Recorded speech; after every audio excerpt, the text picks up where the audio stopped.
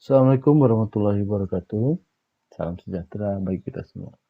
Kembali lagi di channel Pakala, tempat belajar sejarah Indonesia dan bahasa Inggris yang menyenangkan. Belajar bareng, sukses bareng. Kembali lagi di media pembelajaran sejarah Indonesia kelas 12. Simak videonya sampai selesai. Pada video kita kali ini, kita akan membahas tentang menghadapi ancaman disintegrasi bangsa akibat pemberontakan PKI Madiun 1948.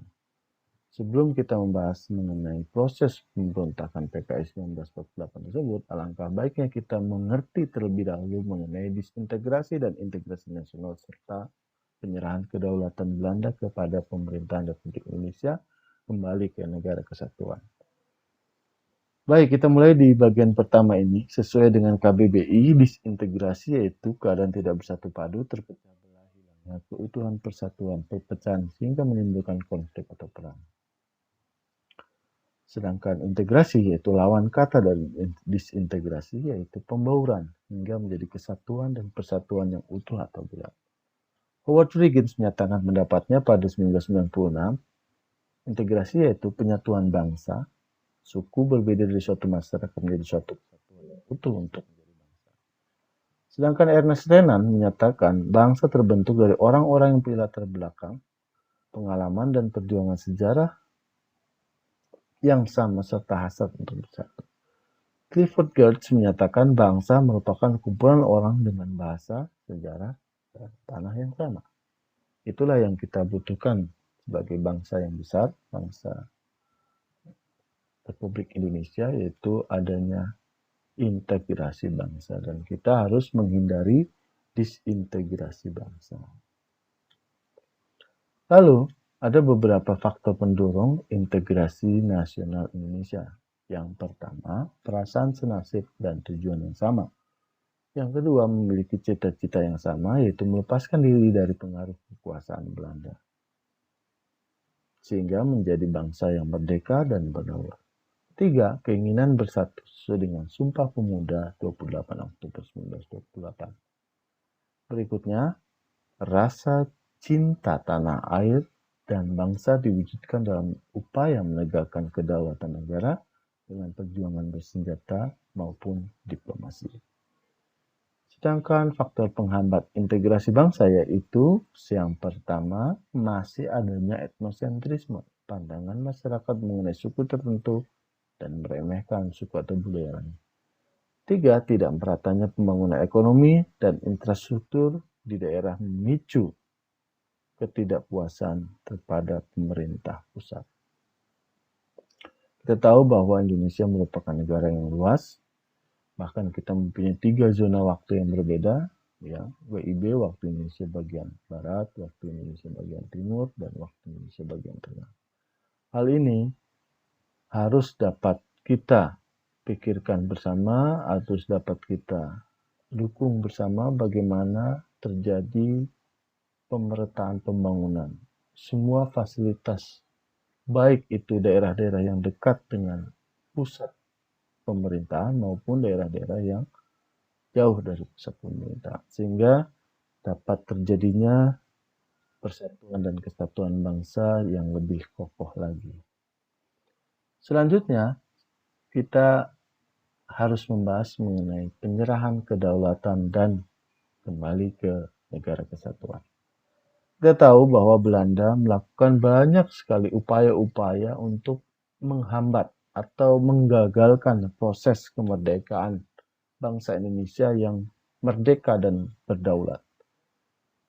Bahkan faktanya, ya, Belanda baru menyerahkan kedaulatan, ya, Republik Indonesia pada konferensi Meja Bundar, yaitu 23 Agustus sampai 2 November 1949 di Den Haag.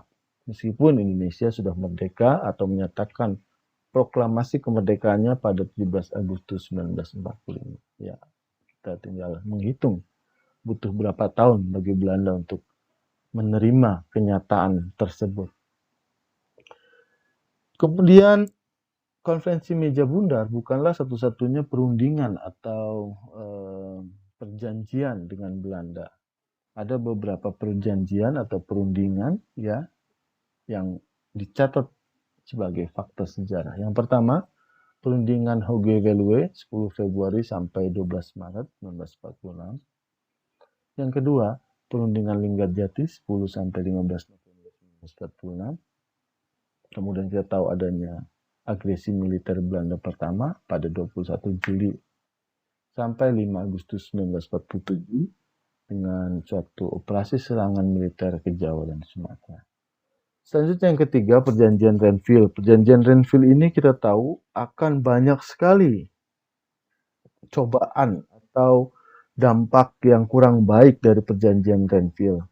Di samping adanya agresi militer Belanda, ya, yang sangat membahayakan negara, selanjutnya adalah munculnya pemberontakan-pemberontakan, ya, pemberontakan PKI dan seterusnya yang hari ini kita akan bahas satu persatu, ya, yaitu pemberontakan PKI Madiun 1948.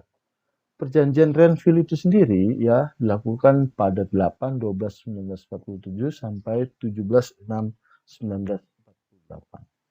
Meskipun perjanjian Renville ini dirusak oleh Belanda, yaitu dengan pelaksanaan agresi militer kedua 19 sampai 20 bulan 12 1948.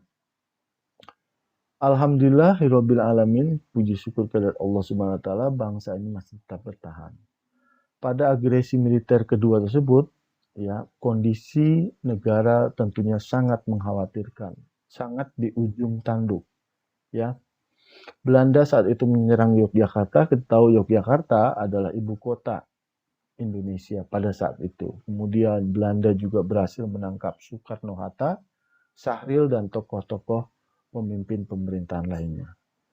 Menghadapi hal tersebut, Jenderal Sudirman yang saat itu sedang sakit memutuskan untuk bergerilya ya pada 22 Desember 1948. Dalam masa gerilya tersebut ya muncul ya salah satu kita kenal dengan SU, Serangan Umum 1 Maret 1948 atas prakarsa dari pemimpin Yogyakarta ketika itu yaitu Sultan Hamengkubuwono ya. Kemudian sesuai dengan izin Jenderal Sudirman ya ke Sultan Hamengkubuwono ketika itu, Serangan Umum 1 Maret 1948 dapat dilaksanakan, yaitu ya pada saat itu ya Serangan Umum 1 Maret 1948 berhasil mengendalikan Yogyakarta selama 6 jam. Tujuan dari Serangan Umum 1 Maret tersebut adalah membuktikan kepada dunia bahwa Republik Indonesia masih ada. Selanjutnya, dampak lain dari atau kejadian sejarah lain dari agresi militer dua ini yaitu dibentuknya PDRI, Pemerintahan Darurat Republik Indonesia di Bukit Tinggi, Sumatera Barat, yang dipimpin oleh Syafruddin Prawira Negara. Kemudian apabila PDRI tersebut gagal, maka dibentuk Exile Government of RI, pemerintahan pelarian ya, sesuai dengan sidang kabinet 1912-1948 memberikan mandat kepada Dr. Sudarsono, Maramis, dan LN Palar di New Delhi. Ya, exile government itu ya adalah suatu antisipasi apabila PDRI tersebut gagal. Maka ya Presiden Republik Indonesia ya Soekarno ketika itu sudah mempersiapkan langkah antisipasi. Selain gejala atau kondisi internal yang cukup rumit dan di ujung tanduk tersebut muncul pula pemberontakan ya sebagaimana dampak dari perjanjian Renville ini. Yang pertama pemberontakan PKI di Madiun ya 1948, nanti juga muncul lagi pemberontakan lain yaitu pemberontakan DITI Jabar ya di Jawa Barat, Darul Islam dan Tentara Islam Indonesia ya tepatnya pada dimulai pada 1949 sampai 4 Juni 1962. Pemberontakan DITI Jabar ini ya didorong atau dilatar belakangi hasil perjanjian Renville. Kemudian pemberontakan DITI ini merambah sampai ke Aceh pada 1953, kemudian ada juga nanti muncul di Kalimantan 1950, muncul lagi di Sulawesi Selatan 1953, dan muncul lagi di Jawa Tengah pada 1949 sampai 1950. Semuanya kita akan bahas satu persatu. Perjanjian keempat yaitu Romroyen 7 Mei 1949. Sedangkan perjanjian kelima yaitu Konferensi Inter-Indonesia antara RI dengan negara boneka ciptaan Belanda dalam BFO, Bijeenkomst for Federal Overslag, di Yogyakarta 19-22 Juli 1949, yang dipimpin langsung oleh Wapres Wakil Presiden Muhammad Hatta. Kemudian perjanjian yang keenam, yang terakhir ya secara resmi, itu penyerahan tadi sudah dibahas, kedaulatan dari Belanda ke Republik Indonesia. Ya, hasil terpenting menjadi hasil terpenting dari KMB 1949 tersebut, yaitu sekali lagi Belanda mengakui kedaulatan Republik Indonesia. Proses penyerahan kedaulatan RI di Belanda.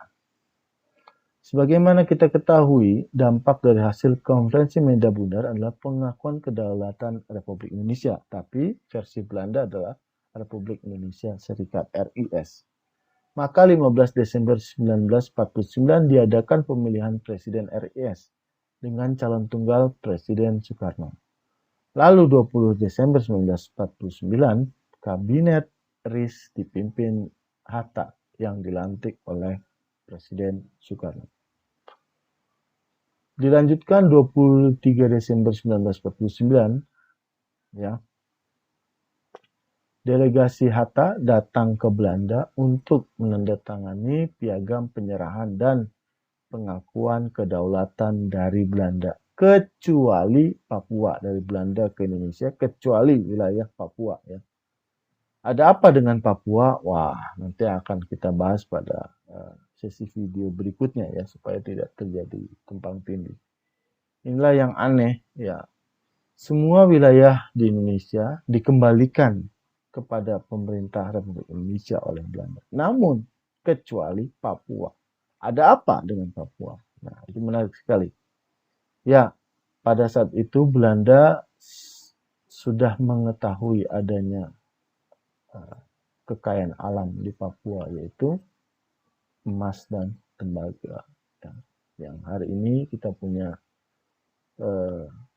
Freeport, ya, artinya pengelola tunggal, ya, untuk mengelola emas dan tembaga di Papua. Kemudian penyerahan kedaulatan tersebut terjadi di ruang tahta Amsterdam, ya, langsung oleh Ratu Juliana, ada Perdana Menteri Willem Drees, serta Menteri Seberang Lautan, Sassen, dan delegasi Hatta. Sebagaimana gambarnya ada di sebelah kiri paling atas, yang di tengah itu adalah Ratu Juliana dan ketua delegasi Indonesia itu Muhammad Hatta. Selanjutnya, di Indonesia sendiri ya terjadi juga proses penyerahan kedaulatan, namun diwakili ya tepatnya pada tanggal 27 Desember 1949 di Jakarta, Sultan Hamengkubuwono ke-9 dan Wakil Tinggi Mahkota Loving menandatangani naskah penyerahan tersebut. Maka dengan ditandatanganinya naskah tersebut, berakhirlah perang dengan Belanda di masa revolusi. Foto atau gambar penandatanganan penyerahan tersebut di Jakarta sebagaimana di gambar kedua, ya, gambar tengah. Di situ kita melihat bersama-sama Sri Sultan Hamengkubuwono ke-9 dan A.H.J. Loving, ya. Nah, A.H.J. Loving sendiri sebagaimana kita lihat juga di foto yang ketiga, ya. RIS, ya, adalah istilah yang dipakai dalam Belanda, itu adalah negara bagian.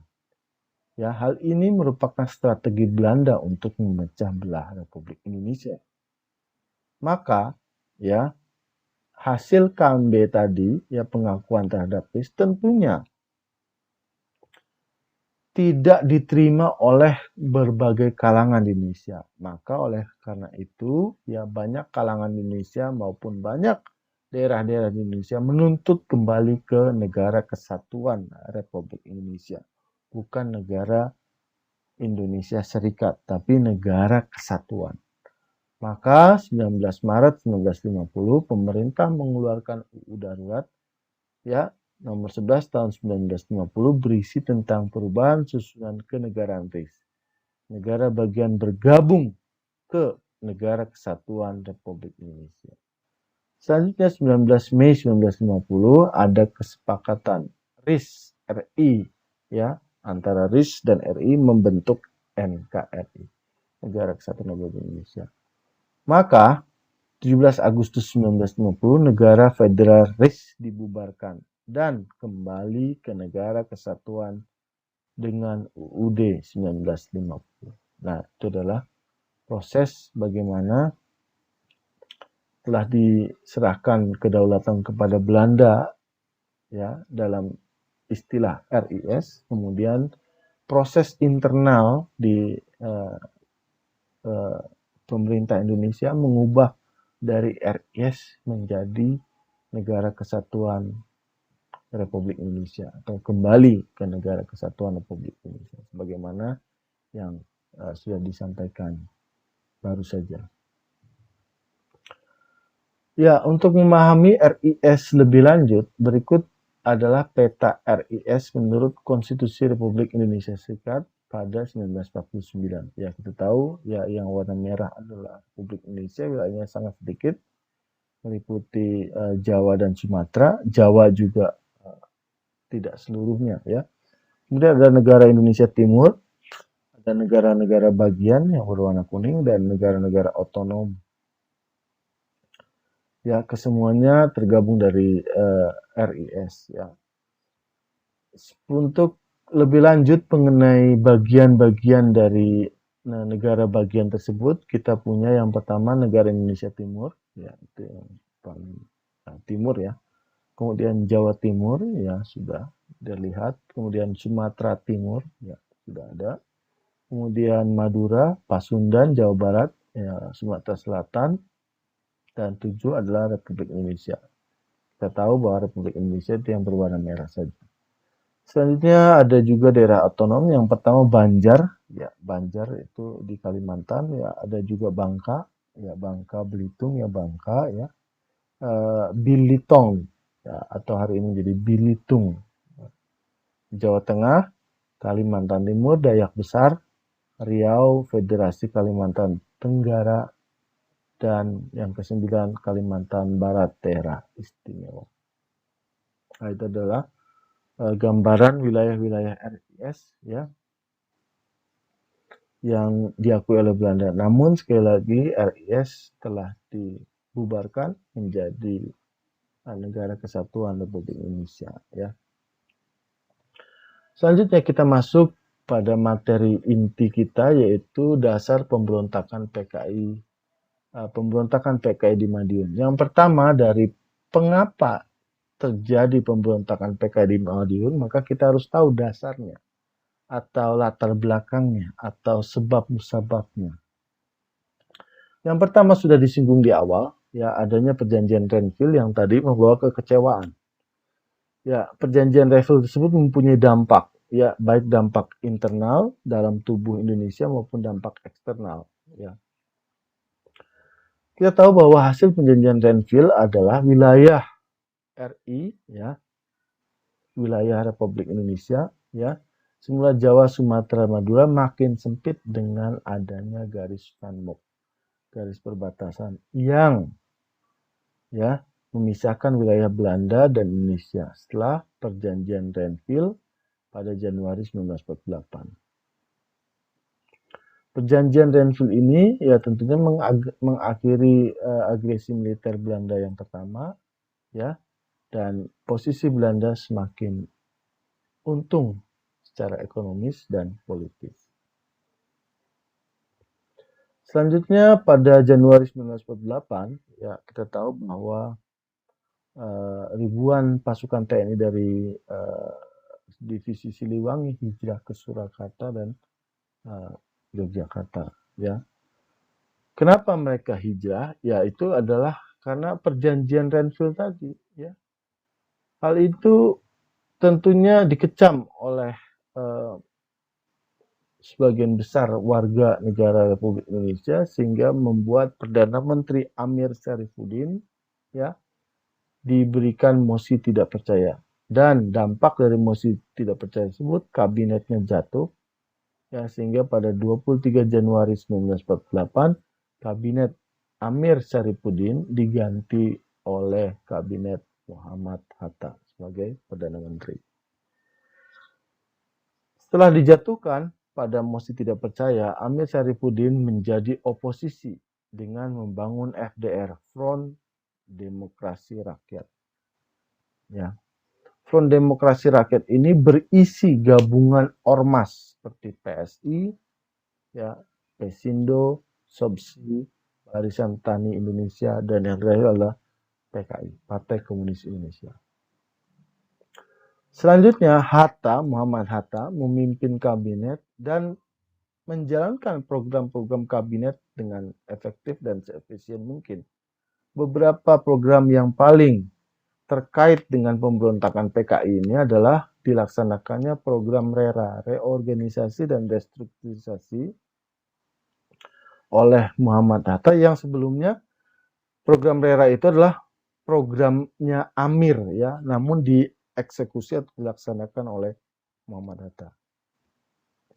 Dengan pelaksanaan program RERA tersebut, reorganisasi dan restrukturisasi, maka Mei 1948 keluar penetapan Presiden nomor 14 tahun 1948 tentang teknis reorganisasi tentara.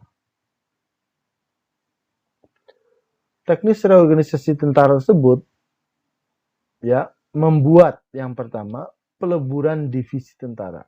Ya, ini diperlukan organisasi dan restrukturisasi. Ya, diperlukan pengaturan terlebih dahulu untuk ketertiban organisasi, ya.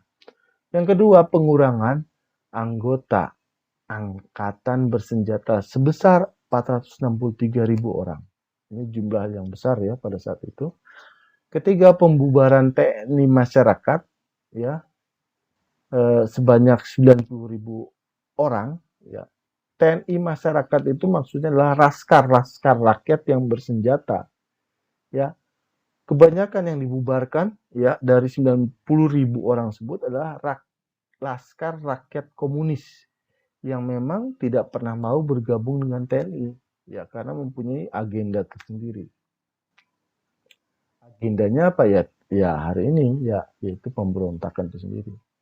Yang keempat, penghapusan jabatan Gubernur Militer Surakarta yang pada saat itu di bawah kendali FDR, Front Demokrasi Rakyat, atau berafiliasi dengan PKI. Gejolak RERA ini merugikan FDR karena TNI Rakyat Pro-Komunis dibubarkan oleh pemerintah.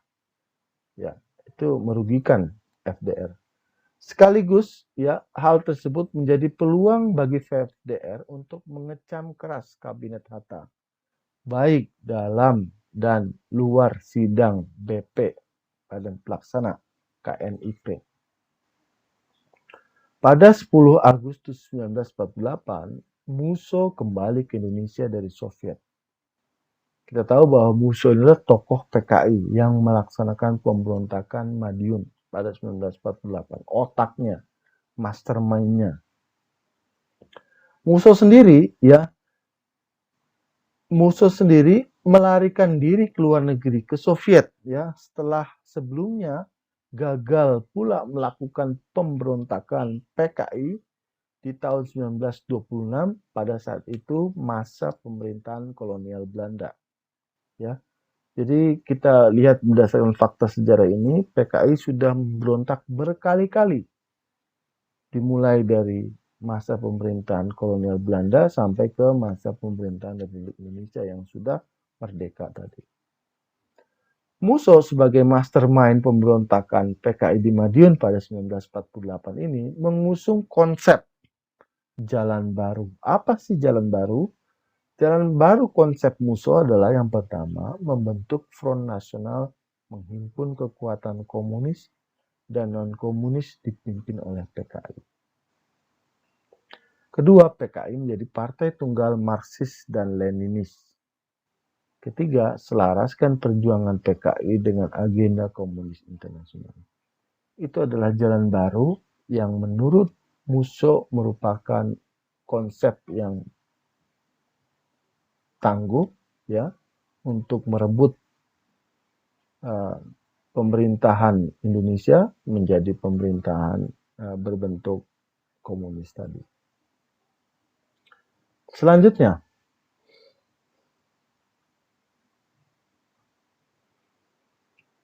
PKI ya mempersiapkan langkah-langkah pemberontakan. Tujuan PKI memberontak menjadikan Indonesia sebagai negara komunis. Adapun upaya-upaya PKI untuk meraih kekuasaan dilakukan dengan yang pertama, mendorong demonstrasi dan pemogokan kaum buruh dan petani agar tercipta kerusuhan. Yang kedua, menarik simpati golongan tentara. Ketiga, selalu mengecam dan menghujat pemerintah yang membahayakan diplomasi Indonesia-Belanda yang dilakukan oleh Amerika Serikat. Berikutnya yang kelima, menunjukkan dukungan kepada Uni Soviet komunis meski saat itu AS dan Uni Soviet tengah perang dingin. Itulah langkah PKI atau pola PKI dalam merebut kekuasaan atau memberontak pada 1948 di Madiun saat itu. Berikutnya, bagaimana sih jalannya pemberontakan PKI di Madiun 1948?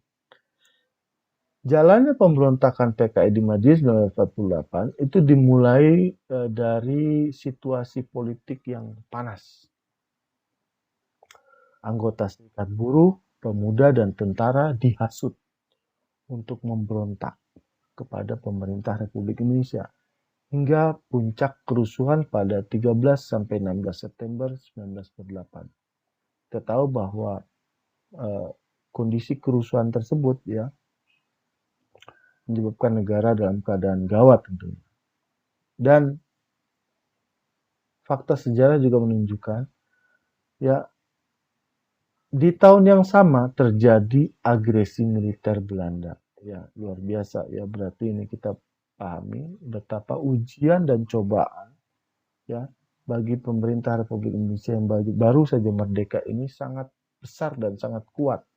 Bertubi-tubi di dalam dihajar oleh pemberontakan-pemberontakan, di luar digempur oleh agresi militer Belanda. Ya, luar biasa ya. Kita harus banyak bersyukur ya dengan adanya pemberontakan dan cobaan-cobaan tersebut, Indonesia belajar banyak ya sehingga dapat tercegah ya di masa yang akan datang tidak terjadi lagi.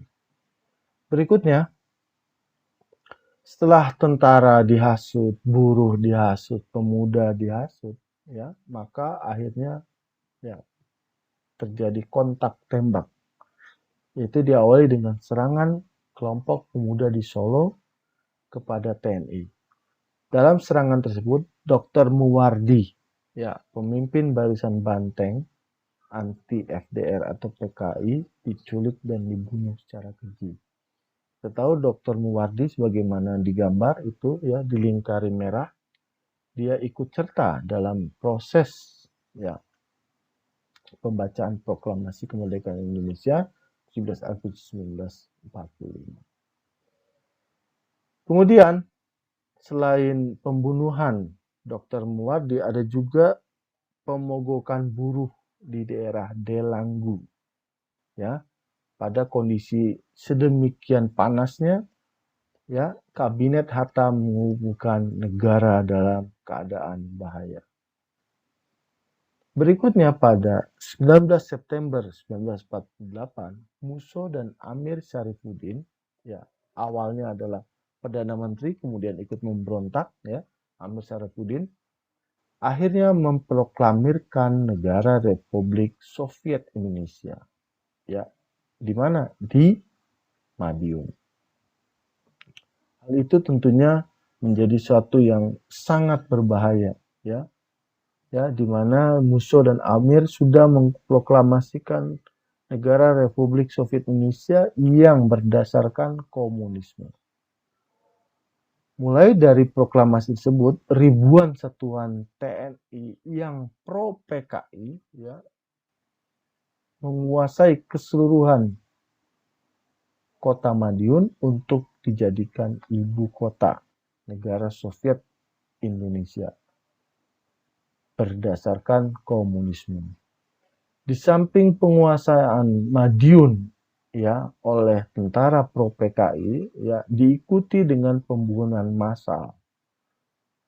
massal rakyat, tokoh agama, pemerintahan, dan tokoh parpol yang semuanya menentang atau menolak keberadaan PKI. Di samping Madiun ada beberapa wilayah Jatim yang dikuasai oleh PKI, yaitu Sarangan, Ngawi, Ponorogo, Rembang, dan Purwodadi. Setelah ya PKI mulai melakukan gerakan-gerakan atau aksi-aksi pemberontakan termasuk memproklamasikan diri ya sebagai negara Soviet Indonesia, Republik Soviet Indonesia dengan berlandaskan Pancasila di Madiun, maka selanjutnya hal itu tidak dibiarkan saja oleh pemerintah Indonesia, melainkan harus dipadamkan atau harus ya dihentikan atau diselesaikan. Ya.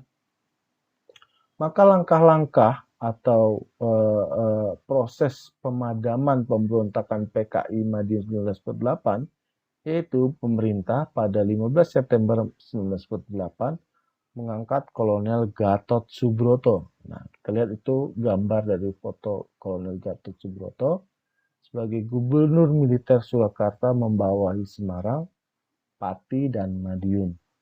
Kemudian meminta beliau yaitu Kolonel Gatot Subroto ya meminta para komandan pasukan untuk ikrar setia kepada NKRI Pancasila. Karena kita tahu bahwa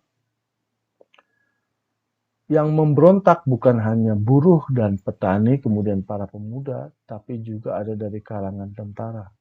Maka dari itu perlu dipastikan ya para komandan pasukan tadi atau semua pasukan tadi ya telah berikrar setia atau telah memilih setia kepada NKRI dalam proses pemadaman pemberontakan PKI Madiun tersebut ya supaya kita tahu siapa kawan, siapa lawan.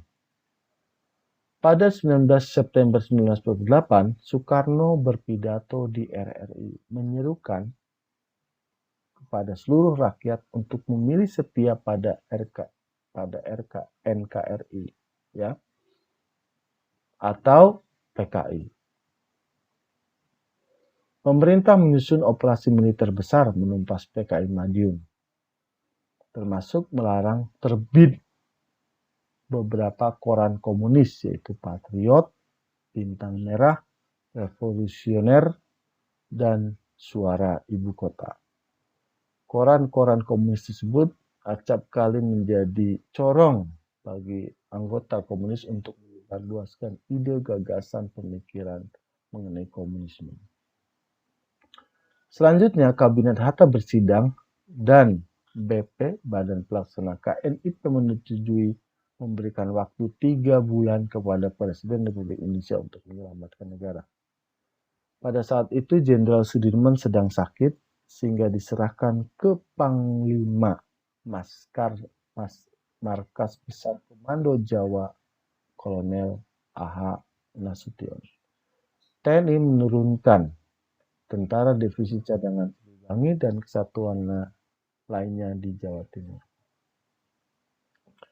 Berikutnya, selain Gatot Subroto, ada juga Gubernur Militer Jatim, yaitu Kolonel Sungkono, ya mengarahkan sejumlah batalion untuk mulai menyerang Madiun dari timur.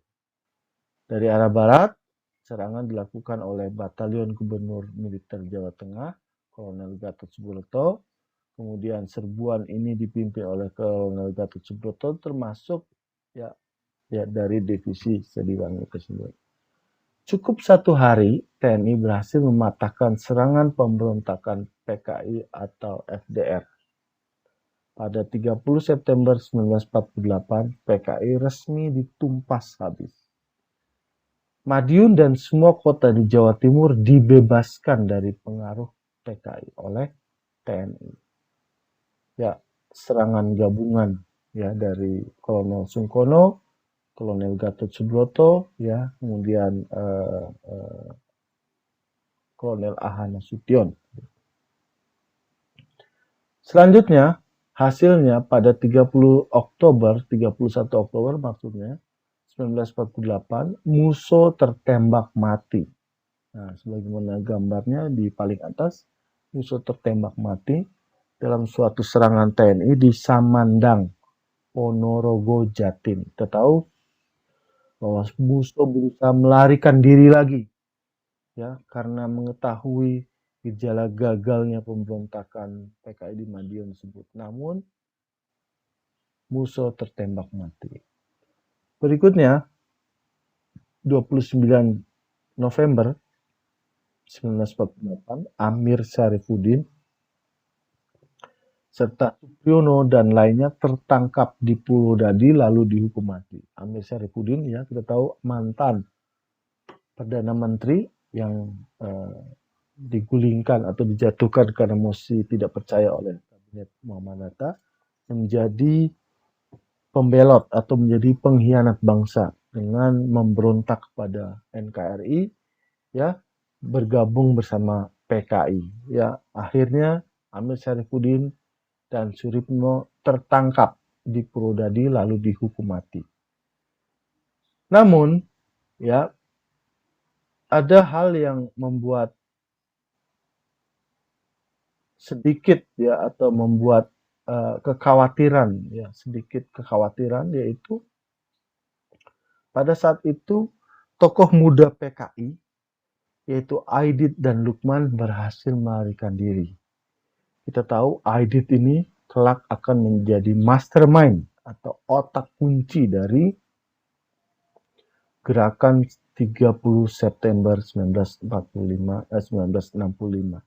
merupakan gerakan pemberontakan PKI selanjutnya yang pada kesempatan lain akan kita bahas tentunya. Ya, itulah hal yang mengkhawatirkan, yaitu lolosnya Aidit dan Lukman, ya, dalam sergapan atau serangan prajurit TNI, ya, dan kemudian Aidit dan Lukman tadi, ya, pada 1965 berhasil membuat PKI kembali berjaya di Republik Indonesia dan akhirnya membuat pemberontakan kembali untuk ketiga kalinya. Ya, yang pertama tadi sudah kita sebutkan pada masa pemerintahan Belanda 1926. Yang kedua yang hari ini kita bahas 1948 di Madiun, dan yang ketiga G30S PKI, ya, pada 1965. Ya, ada yang menarik, ya, yaitu fakta PKI pada 1948 ditumpas pada 30 September. Namun PKI, ya, berhasil melaksanakan pemberontakan ketiga kalinya pada 30 September 1965. Nah, ini seolah-olah sudah diatur oleh PKI, ya, bahwasanya semenjak kejadian 30 September 48 saat mereka ditumpas, mereka belum berhenti. Ya, mereka masih ada, mereka masih berjuang, ya. Terbukti pada 30 September 1965, ya, mereka melancarkan pemberontakan selanjutnya. Luar biasa. Ya, 30 September dan 1948 PKI ditumpas, 30 September 1965 pemberontakan PKI berikutnya. Ya, itu merupakan sebuah angka ya tanggal yang ternyata mempunyai makna bagi PKI. Nah, itu semua bagian dari bagaimana pemberontakan PKI di Madiun 1948 ini dilatar belakangi atau dasarnya alasannya apa.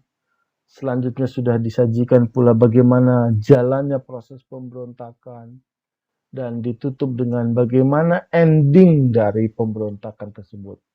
Ya, kita tahu bahwa ending pemberontakan PKI adalah pemberontakan PKI di Madiun pada 1948 berhasil ditumpas habis oleh TNI Republik Indonesia. Dengan tokohnya yaitu Musa berhasil ditembak mati dan Amir Syarifuddin berhasil ditangkap lalu dijatuhi hukuman mati. Namun, hal yang mengkhawatirkan lolosnya Aidit dan Lukman yang pada 1965 ia akan membuat pemberontakan berikutnya. Begitu saja pada video kita kali ini, sampai jumpa di materi berikutnya. Pada materi berikutnya kita akan membahas tentang pemberontakan DITI. Simak terus materi videonya sampai selesai. Terima kasih. Assalamualaikum warahmatullahi wabarakatuh.